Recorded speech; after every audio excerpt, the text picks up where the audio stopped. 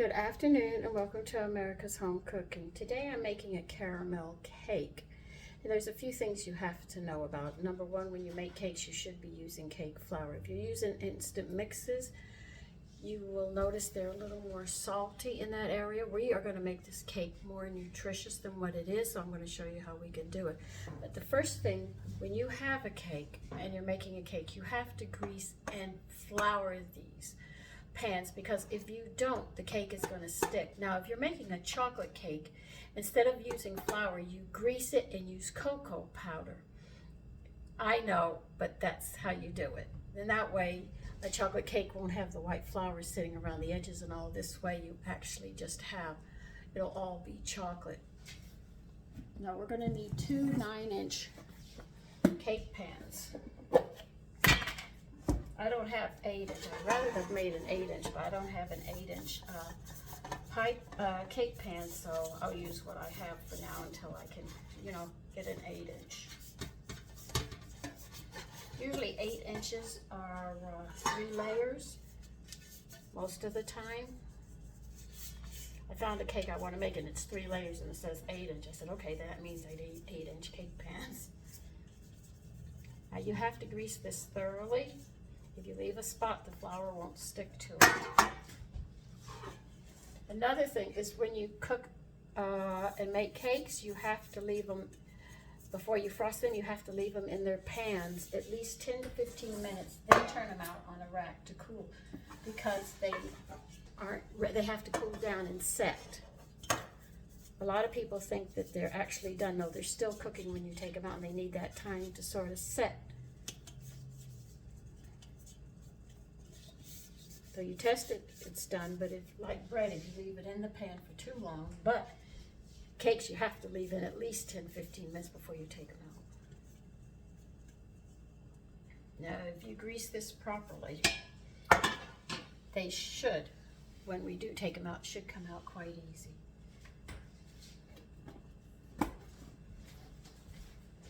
I've had my butter and my eggs out my eggs this morning, the butter since yesterday morning. Now we're just going to use all-purpose flour for this.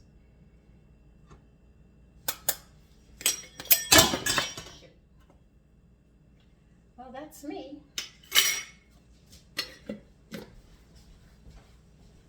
Let's see. Here it is.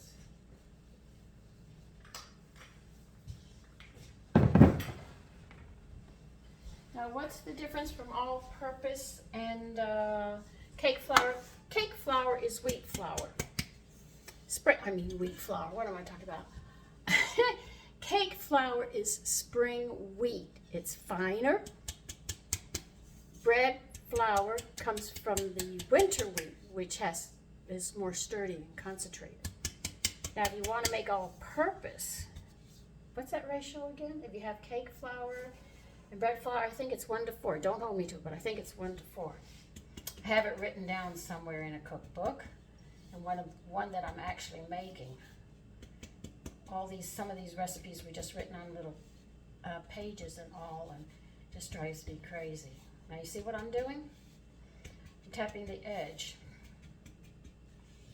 and I'll show you. See, as you go around.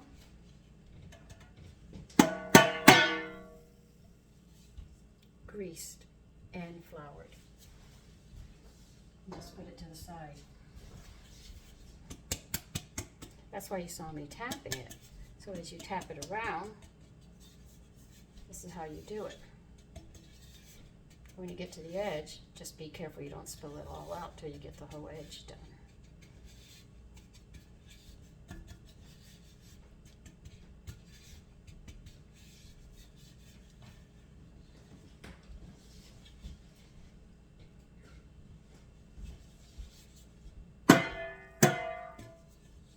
Another one, that's how you grease them and flour them together. All right, we've got a lot of different steps we're going to be doing. So now we're going to sift, because it is cake flour, we're going to sift this into a bowl.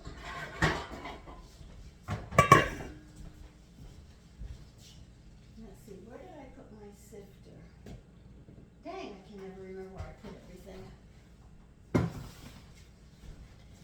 let me get my stuff together. Okay, we need 2.5 cups of cake flour.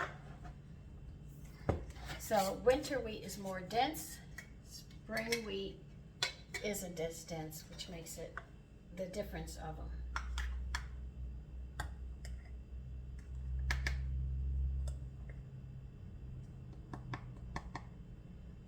And by the way, when women made cakes in 1790s and stuff, they didn't have cake flour, they just used the flour that they had.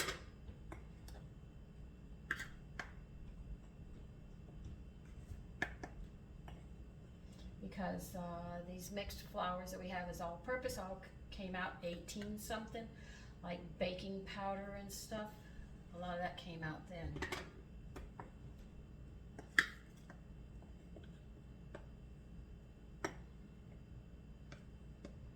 So in their day, mostly it was beating egg whites or yeast to get a lift.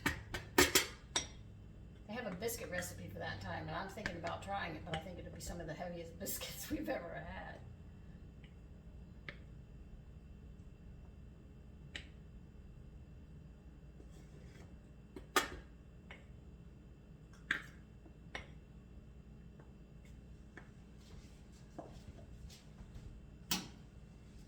Sorry about that. So I'll give you that recipe again on how to make your own all-purpose if you have cake flour in the house. You should always have cake flour and bread flour, because if you run out of all-purpose, you can definitely dang well make it.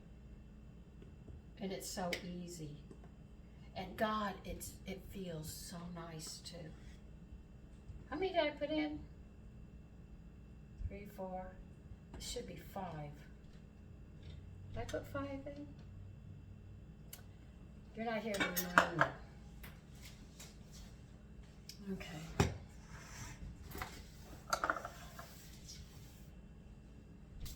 See, I start telling you all this information, and then what do? Forget where I'm at.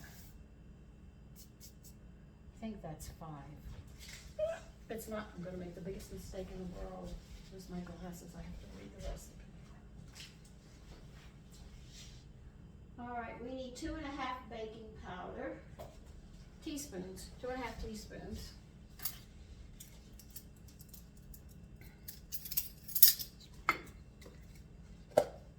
Oh, getting low on this.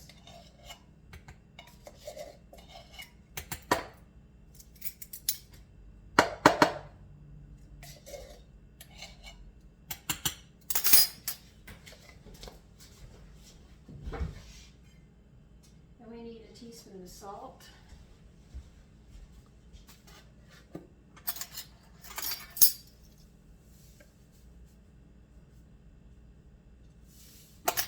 Okay, now, you usually see when I'm making breads and biscuits and stuff, I add wheat germ, right? Correct, I'll answer it for you. But because I don't want the bread taste, the wheat germ will make this taste like bread and cake. Instead, I am going to use brewer's yeast powder and add a tablespoon. It's the same thing. You'll get all the vitamins and minerals you need, but if you add too much, it'll come through. This way, we add a tablespoon, it'll be just fine. Isn't that nice? And you still get your nutritional value.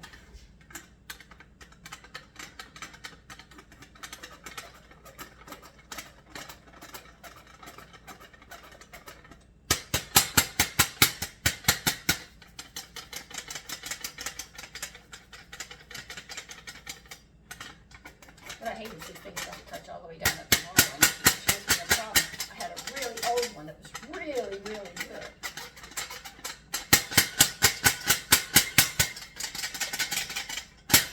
But everybody likes my equipment. Don't let people in your kitchen if they don't give you back your equipment. I'm just going to borrow it for a bit, Sandy. Yeah, right. Now these you don't always have to clean. You just basically wipe these out 90% of the time, so don't worry about it. Did I do 5? I think I did 5. Yeah, I'm going to say I did 5. I hope I did. Well, when I go to put it in, I'll find out when I go to put it together. All right, you're going to take this and you're going to put it on the side. and let's see what I've got to do next.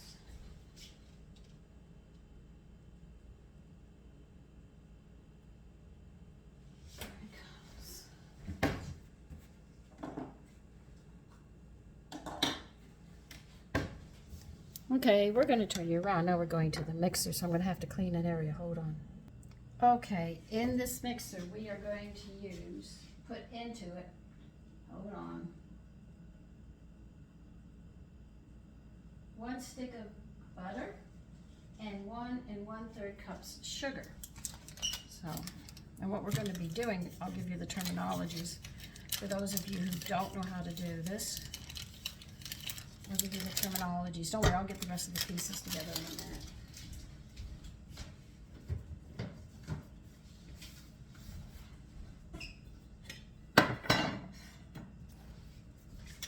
So now you're going to add 1 1/3 cups of sugar.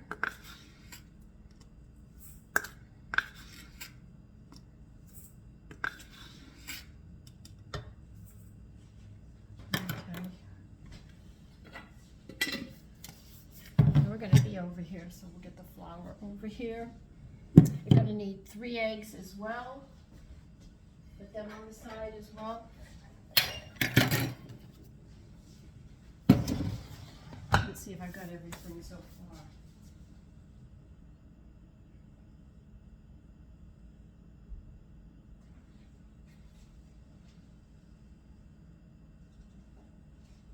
We're going to need boiling water, so I better get these pans off the stove. Oh, God.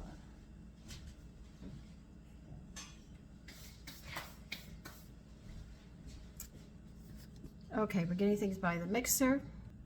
Okay, in a small saucepan that has a heavy bottom, you're going to add 1 cup of sugar.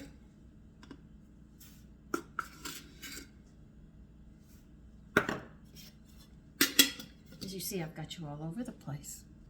Okay, what they want us to do is put a low flame on this sugar. It's just got sugar on a low flame. And we're going to caramelize this. In other words, the sugar's going to melt. It's going to become like a golden brown color. We're also going to need a 1/2 cup of boiling water. So I'll turn that on low. Don't need it to dissolve. And we'll work and see how this is going. Now the recipe doesn't say how much, I'll read it to you. It does not tell you how much caramel mixture we're going to mix with the flour, alternating when we make the batter. But then it says to make the icing, use the remaining caramel syrup. So I don't know how much is going to be left or how much we're going to be putting into it. I have no idea. It's sort of leaving me up in the air. So we'll see how that goes.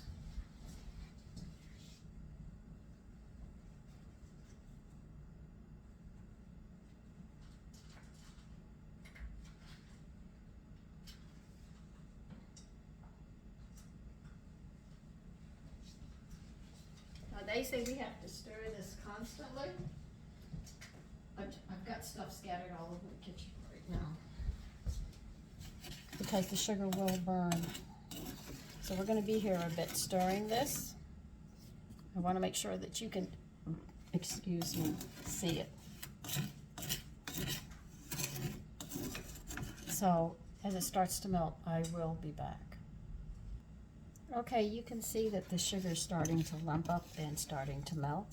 As you stir it around, you're going to keep on stirring it until it gets a nice golden brown color.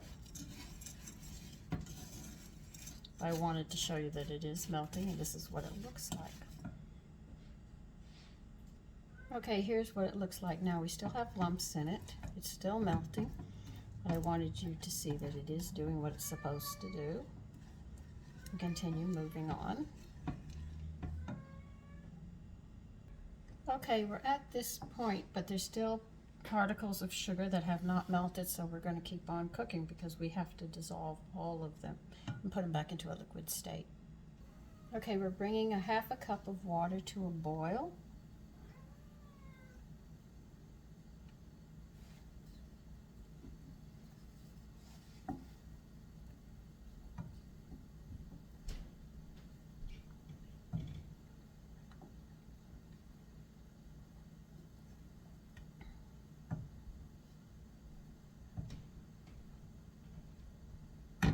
this is a pretty color though.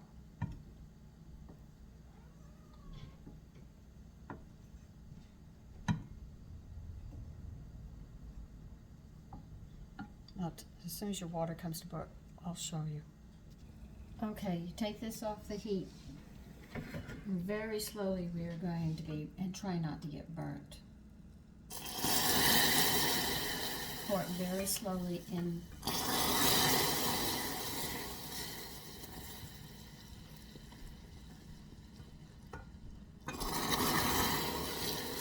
See, that's why they say go very slowly.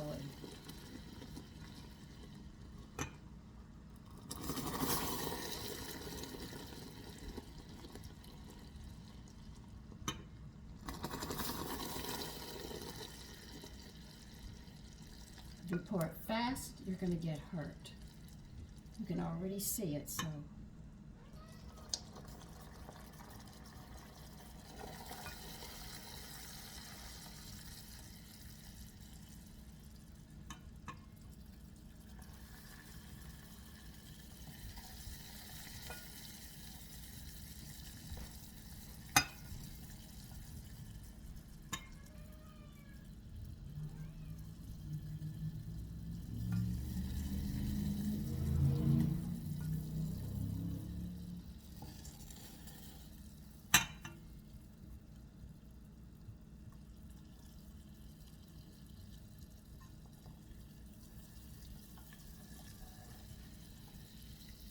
All right. I think they want us to put it in a measuring cup next. Hold on. Yes.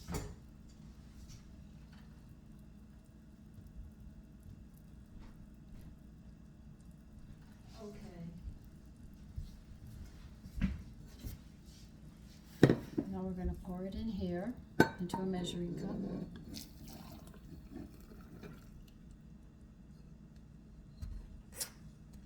Well, I already have it. They said add enough cold water to make a cup. I've got a cup.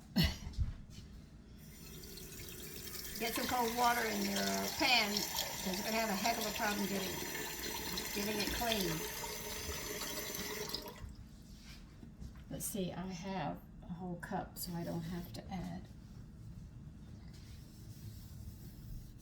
Okay, I'm going to pause you and flip you around.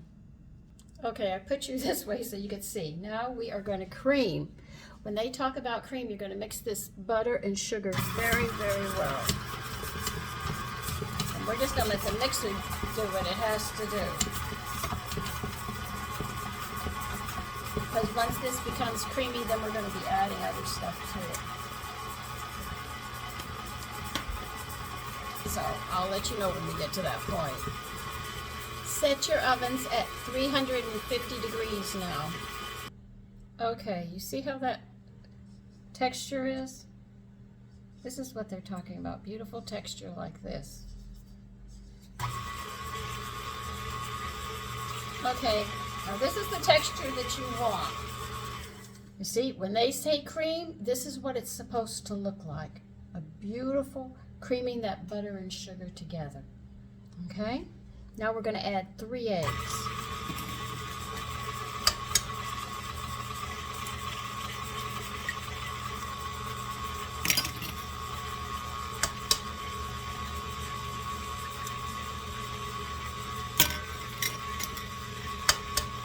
They want this thoroughly mixed.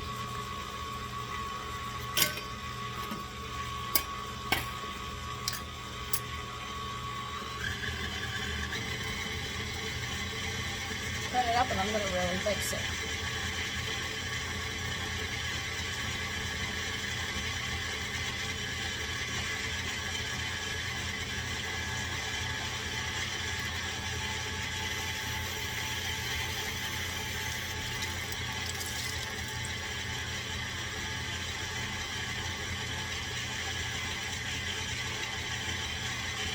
See how beautiful the texture is? When you mix it thoroughly with that butter and sugar.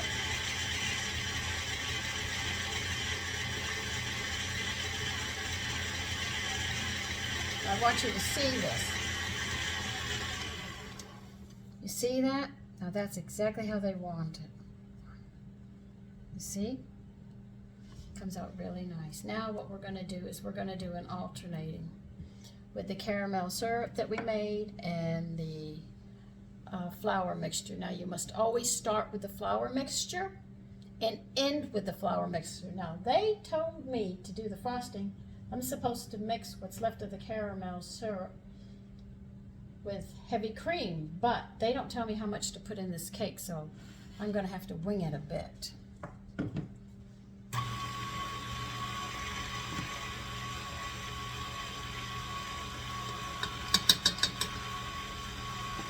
Now you don't add the liquid in until this is mixed. See how it's mixed? Now we're going to add some.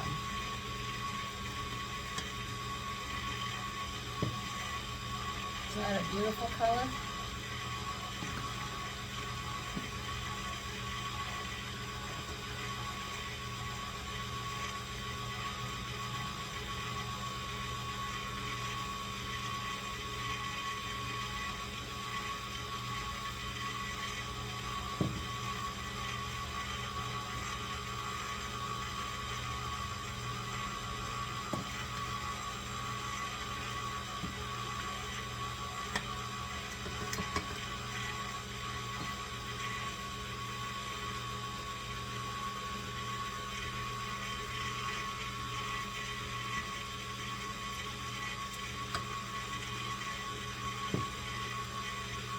You can imagine how pretty this cake's going to be when we're done.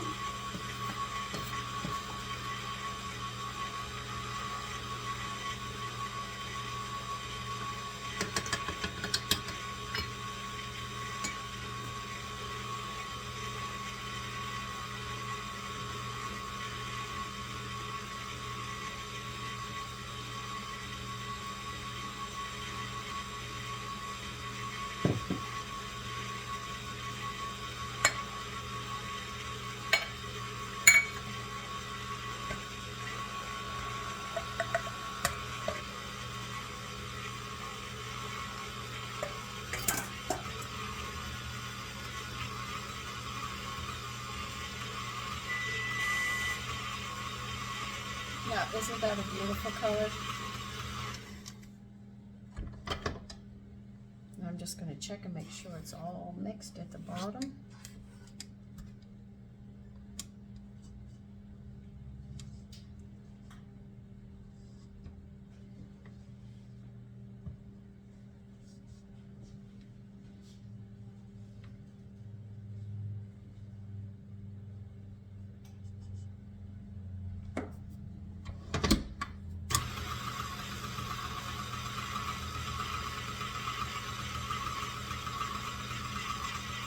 I have about a fourth of a cup of this left.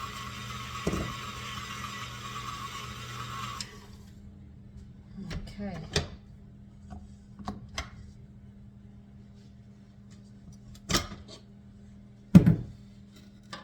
Let me get this out of the way.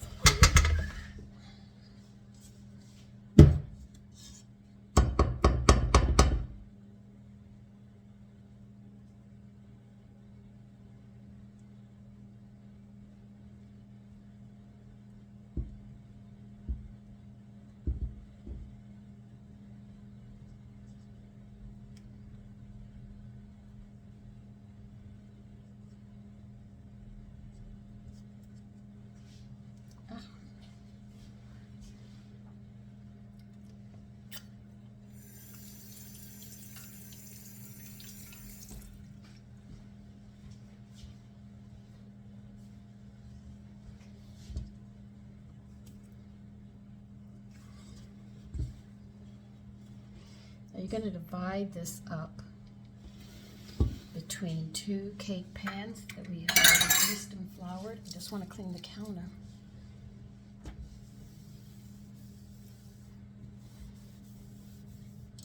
It's not the sweetest cake in the world. I don't think there's anything else I have to add to it.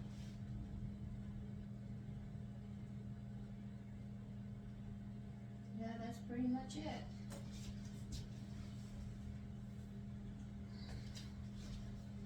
Now they'll tell you point blank to get this as level as you can for each one, but you're always going to have one a little more than the other, but try.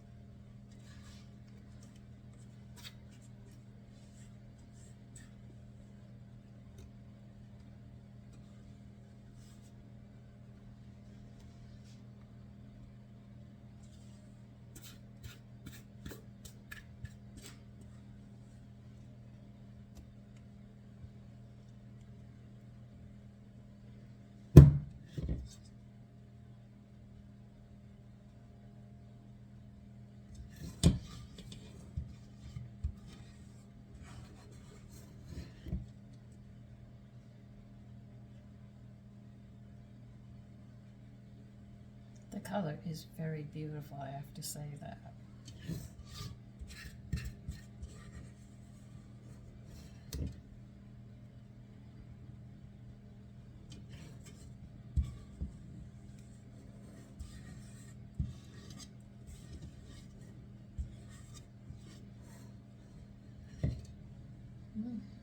Okay. Now you spread this out very carefully. You sort of push it to the edge as you go in a circle. Let's see if I can give you a better view of this.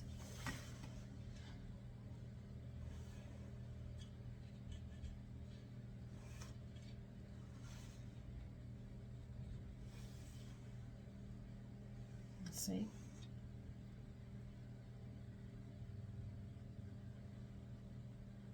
We'll take care of that in a minute.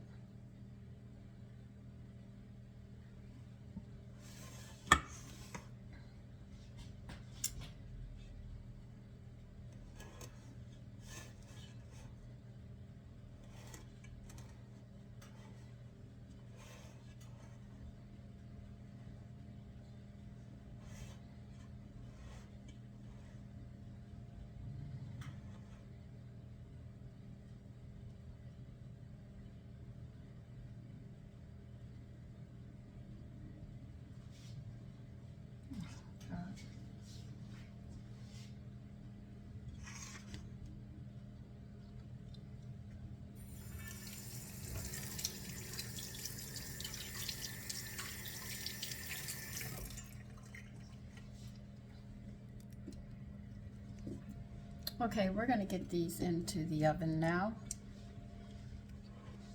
Now, if you're afraid you're going to get air bubbles, lift it up a little and drop it just like that, just a little. And that brings all the bubbles up to the top.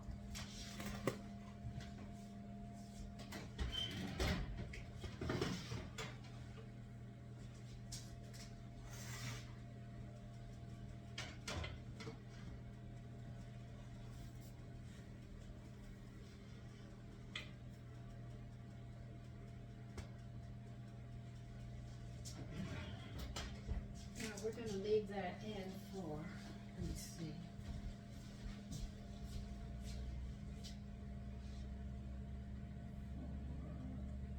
35 minutes.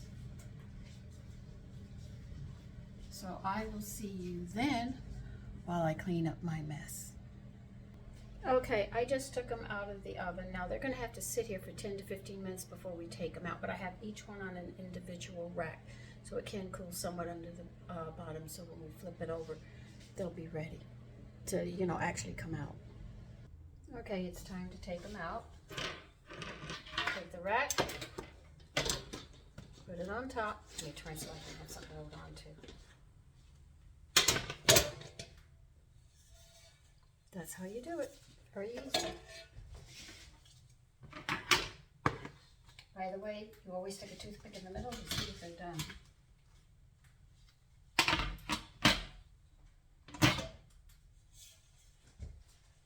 Now we have to cool completely before we do any frosting or anything else. Okay? So that'll be in part two because I don't know how long this is going to take.